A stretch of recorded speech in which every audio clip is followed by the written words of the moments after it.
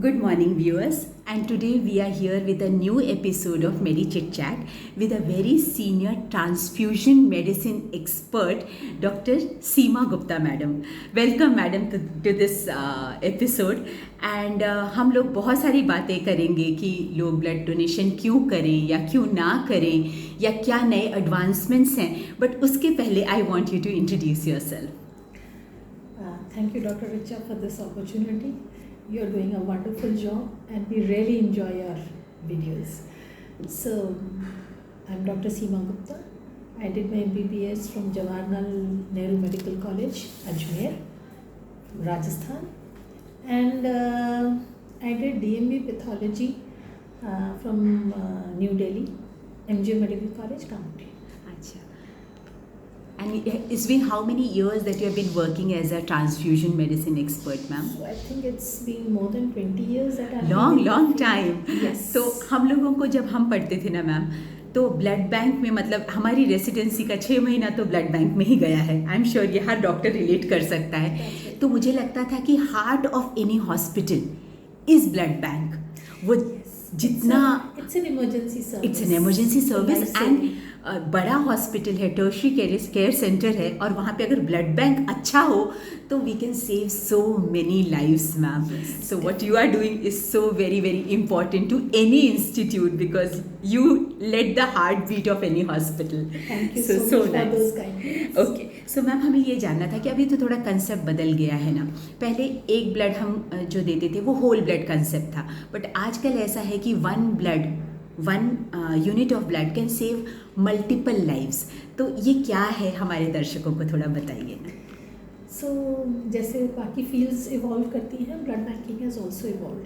In fact it has become to the tune that अब हम MD transfusion medicine एक नया ब्रांच आ गया है. अदरवाइज ब्लड बैंकिंग पैथोलॉजी का एक ब्रांच होता था. Now what is so new कि हमें MD की, तो अब क्या ऐसा नया आ गया है कि पूरी एक MD की ब्रांच चालू करनी पड़ी. तो पहले जो ब्लड बैंक्स होते थे वो केवल ब्लड कलेक्ट करते थे और इशू करते थे. These were the only 2 activities. Now with advancement क्या हुआ है, ब्लड कलेक्ट किया जाता है, उसको कंपोनेंट्स में सेपरेट किया जाता है, उसकी लैबोरेटरी टेस्टिंग होती है, फिर जब वो ब्लड इशू होता है तो पेशेंट को कैसे मैनेज करना है, पेशेंट्स के पास और क्या ऑल्टरनेटिव्स हैं, क्या एडवांटेजेस हैं, क्या एडवर्स रिएक्शंस हैं, ये सारी चीज़ें अब MD ट्रांसफ्यूजन मेडिसिन के स्कोप में आने लगी. अच्छा, तो मतलब इट हैज़ गॉन. एक्चुअली एक और न्यू कंसेप्ट मैडम मैंने जो मुझे बहुत अच्छा लगा कि हम छोटा सा ऑर्गन डोनेशन करते हैं तो इतनी बड़ी बात हो जाती है ना. फिर ब्लड ट्रांसफ्यूजन में तो हम actually it is considered as an organ donation.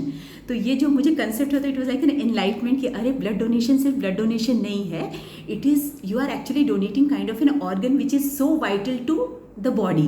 तो इसके लिए I can now relate to what you are saying कि there is a whole expertise required कि पहले क्या करें और देते समय क्या करें और बाद में भी उसे कैसे मैनेज करें. तो मैं जानना चाहती थी कि कौन डोनेट कर सकता है ब्लड.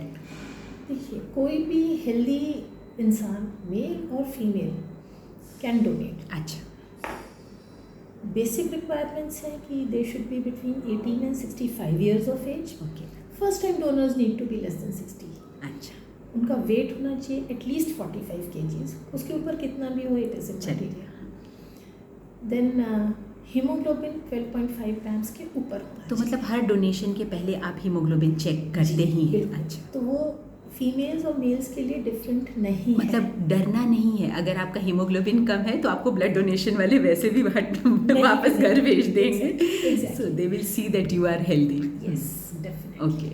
और मैम कौन सी चीज़ें हैं जहाँ पे ब्लड डोनेशन नहीं करते हैं, मतलब कौन से ऐसे डिजीजेज हैं जिसमें आप ब्लड डोनेशन एक्सेप्ट नहीं करते.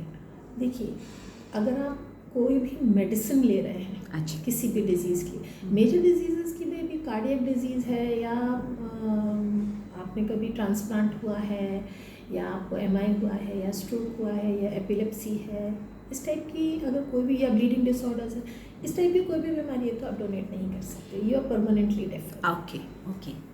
और सुना है मैम कि जॉन्डिस के बाद या मलेरिया के बाद, ये टेम्पररी डेफरेंस है। ओके। जॉन्डिस अलग अलग प्रकार का जी होता है। जी। तो जॉन्डिस अगर गॉल स्टोन्स के कारण है तो आप डोनेट कर सकते हैं, इवेंचुअली जब आप ठीक हो जाएंगे तब डोनेट कर सकते हाँ। हैं।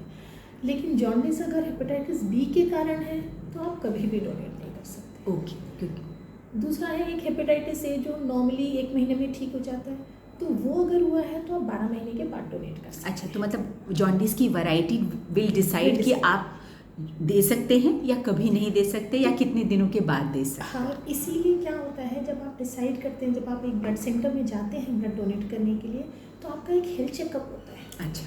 और वहाँ पे एक एक्सपर्ट डॉक्टर बैठा होता है हु विल डिसाइड कि आप डोनेट कर सकते हैं या नहीं डोनेट कर सकते। सो एक तरह से दर्शकों को ये समझना चाहिए कि अगर उनका ब्लड डोनेशन के लिए एक्सेप्ट हो गया कि आप दे सकते हैं तो आप काफ़ी फिट हैं। आप काफ़ी फिट हैं। मैं मुझे ये जानना था कि कोई ब्लड डोनेशन करने जाता है तो इसके कोई साइड इफ़ेक्ट्स भी हैं डोनेशन के?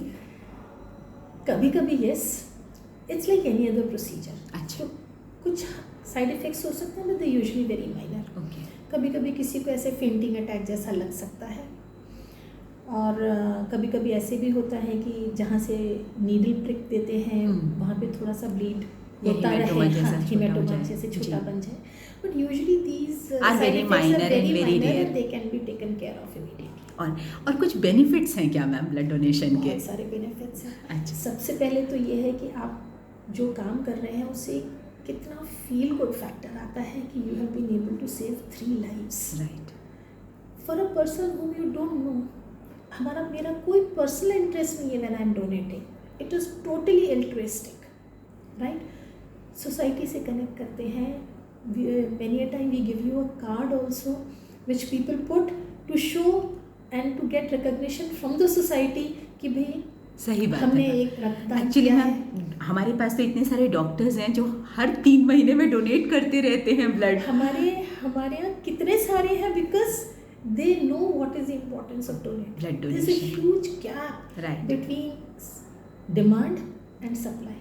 और जो ब्लड उस मोमेंट पे कर सकता है, now me being a gynaec, मुझे पता है कि जब ब्लड चाहिए तो कुछ और सब्स्टिट्यूट थोड़ी देर टाइड ओवर तो कर सकता है लेकिन वो उसको मैनेज नहीं कर सकता है।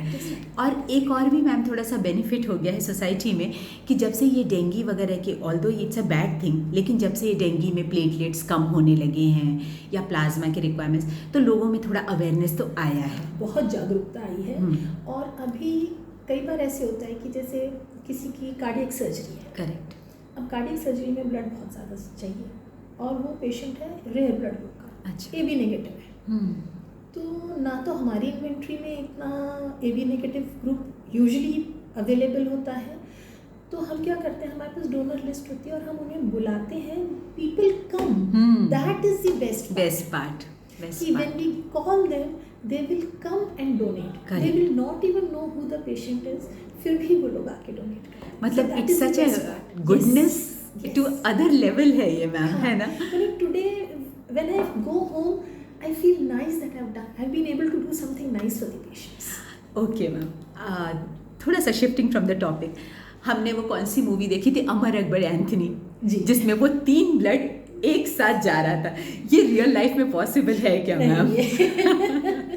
ये पॉसिबल नहीं है क्योंकि जो ब्लड कलेक्ट होता है, पहले वो बॉटल्स यूज़ होती थी जी, आज के बॉटल्स की बजाय बैग्स यूज़ होते हैं, और ब्लड कलेक्ट होने के बाद सेपरेट होता है, करेक्ट, उसकी टेस्टिंग होती है, ग्रुप क्या है, उसमें कोई बीमारी तो नहीं है, whether it is suitable for us to transfuse into the patient, वो सारी चीज़ें देखी जाती हैं, लेबलिंग होती है, उसके बाद ही वो अवेलेबल होता है कि हम पेशेंट्स के लिए। तो बहुत सारे पेशेंट्स ऐसे आते हैं ना जो कहते हैं कि मैं ही अपना ब्लड अपनी वाइफ को दे सकता हूँ क्या, या अपने बच्चे को दे सकता हूँ क्या, तो वो दे तो सकते हैं लेकिन उसको पहले से ही एक तो मैचिंग ज़रूरी होगा शायद ब्लड ग्रुप का, और दूसरी उसकी टेस्टिंग को टाइम लगता है, तो आप X मोमेंट पे दे के Y मोमेंट पे नहीं दे सकते, उसका एक प्रोसेस है जो फॉलो करना है। डेफिनेटली, और कुछ केसेस में तो अगर हम रिलेटेड लोगों का ब्लड देते हैं तो वो खराब होता है, it is bad for the patient. Alright, okay.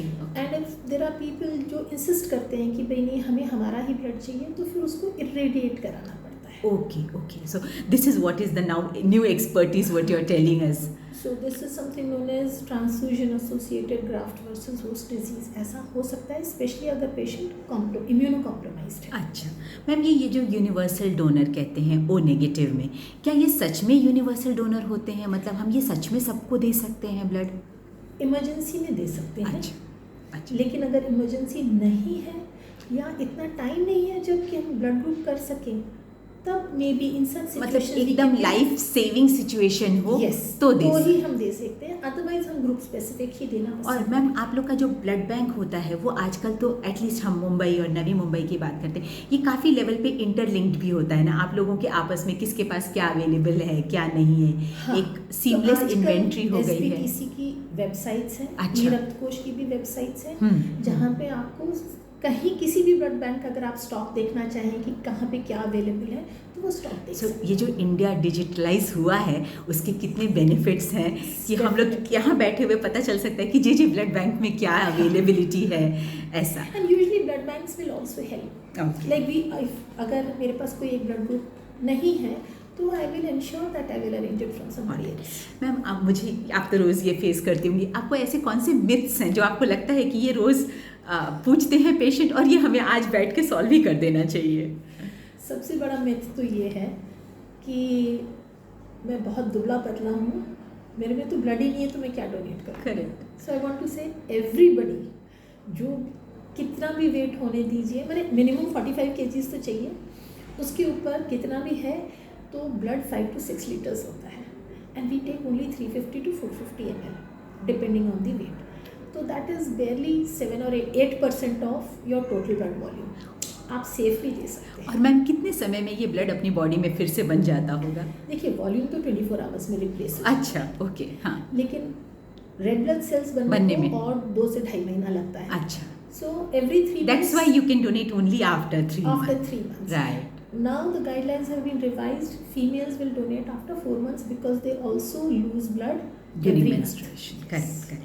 Ma'am ये ब्लड आप लोग स्टोर कैसे करते हैं नॉर्मली? मतलब क्या है, कोई भी तो ब्लड बैंक नहीं खोल सकता है ना, तो स्टोरेज इतना इम्पॉर्टेंट ब्लड में क्यों हो जाता है? क्या होता है, ब्लड को पहले तो हम कंपोनेंट्स में सेपरेट करते हैं. वो सेपरेशन, वो each component has different storage requirement, temperature requirements. Okay. और शेल्फ लाइफ भी अलग है. अच्छा. लाइक रेड ब्लड सेल्स हम लोग स्टोर कर सकते हैं for 35 to 42 days depending upon हमारा एंटीकोएगुलेंट क्या था, between 2 to 6 degrees. Okay. So this is under refrigeration. Right. जो प्लाज्मा हम सेपरेट करते हैं that is to be kept at -30. Oh. So it is in a frozen state. Correct. और जो platelets होते हैं वो 22 to 26 डिग्रीज पे होते हैं, माने essentially air condition room temperature पे होते हैं विद सम एजिटेशन. अच्छा. तो हर एक क्योंकि कंपोनेंट अलग अलग टेम्परेचर पे स्टोर होता है और उसकी शेल्फ लाइफ भी अलग अलग. राइट. प्लेटलेट्स 5 ही दिन चलते हैं. हाँ. 5 दिन के बाद मुझे आज मैं कितना भी कलेक्ट कर लूँ 5 दिन के बाद वो एक्सपायर. सो मैडम कितना विजिलेंट मैन पावर लगता है आपको कि वो जिस दिन ख़त्म हो जाए उसका वो अच्छी तरह सेग्रीगेट करके हर दिन उसकी इन्वेंट्री परफेक्ट करना है. इसीलिए हम लोगों से रिक्वेस्ट करते हैं please come and donate regularly. Right. क्योंकि मुझे हर 5 दिन में मुझे प्लेटलेट की इन्वेंट्री नहीं चाहिए. करेक्ट. थैंक यू मैम, हमने इतना कुछ सीखा आपसे और पता चला हमको कि कितना वास्ट ब्रांच है और उसमें कितने एडवांसमेंट्स हो गए हैं. अगर आप कुछ अपनी तरफ से हमारे दर्शकों को बताना चाहेंगी एडवांसमेंट के बारे में और कोई और मैसेज अगर आपको जनरल पब्लिक के लिए आपके पास है तो. एडवांसमेंट के बारे में मैंने एक चीज़ जो कवर नहीं करी है वो है एफेरेसिस. अच्छा.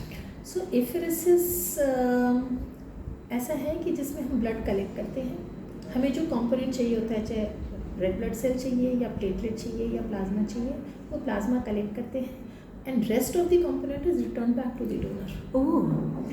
ना एडवांटेज क्या है इसमें एडवांटेज ये है कि जैसे प्लेटलेट्स की रिक्वायरमेंट शेल्फ लाइफ 5 दिन ही है. और डोनर आज अगर मैंने होल ब्लड के लिए लिया तो वो 3 महीने के लिए डोनेट नहीं कर सकता. करेक्ट. लेकिन एफेरेसिस के बाद ही can donate twice a week. Okay. So the same donor who is tested he can donate twice a week. तो ऐसे कुछ स्पेसिफिक कंडीशंस होते होंगे जहाँ पे patient requires so frequently transfusions? हाँ, अभी जैसे कैंसर पेशेंट्स. करेक्ट. जिनको कीमोथेरेपी लगी है, they will require platelets for quite some time. Correct. अब अगर हम उन्हें जो हम होल ब्लड से प्लेटलेट्स बनाते हैं उसमें डोज होता है 6 प्लेटलेट, माने हम पेशेंट को 6 डोनर्स को एक्सपोज कर रहे हैं. Correct. So the chances of getting an infection is high. Also there is something known as platelet refractoriness. Okay. तो पेशेंट को हम उसके बाद सेम RDPs प्लेटलेट्स देंगे तो वो रिस्पॉन्ड ही नहीं करेगा. ओह, ओके. तो इन सच केसेस जहाँ पे रिपीटेड ट्रांसफ्यूजन्स आर रिक्वायर्ड, हम एडवोकेट करते हैं कि आप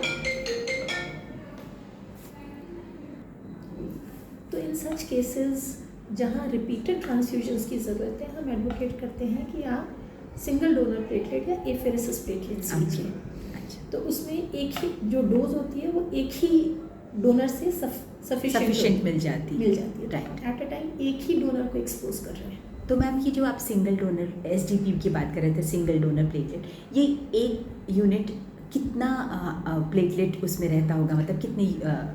हाँ, that one SDP will raise the platelet count by 50 to 60,000. Okay. Versus what is नहीं, RDP का, लेकिन जो रैंडम डोनर प्लेटलेट होता है जो हम होल ब्लड से बनाते हैं उसमें फिर 6 प्लेटलेट का डोज होता है.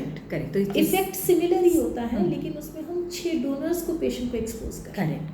Correct. So this is because this is important for people जो डेंगू में भी हम लोग यूज़ करते हैं. तो हम भी prefer single donor platelet to RDPs if it is not available. Dengue में हम RDP भी यूज कर सकते हैं because this will be 1 time or 2 times. 2 times, right. He will recover from dengue. Correct, Then he correct. will not need any more transfusion. लेकिन जो cancer patients जो recurrent जिनको लगने वाला है, हाँ, because every time they have chemotherapy उन लोगों को लगेगा. राइट. तो उन केसेस में हम This is much expect better. करते हैं कि हाँ, कि SDP use And this technology is available now widely. Yes, it is available at least in big centers. All right. Okay. Ma'am, anything which you want our viewers to know from your side? And I will say only one thing. Everybody must donate as far as possible. On your birthdays, on your anniversaries, on your child's birthday, anything good happening in your house, donate.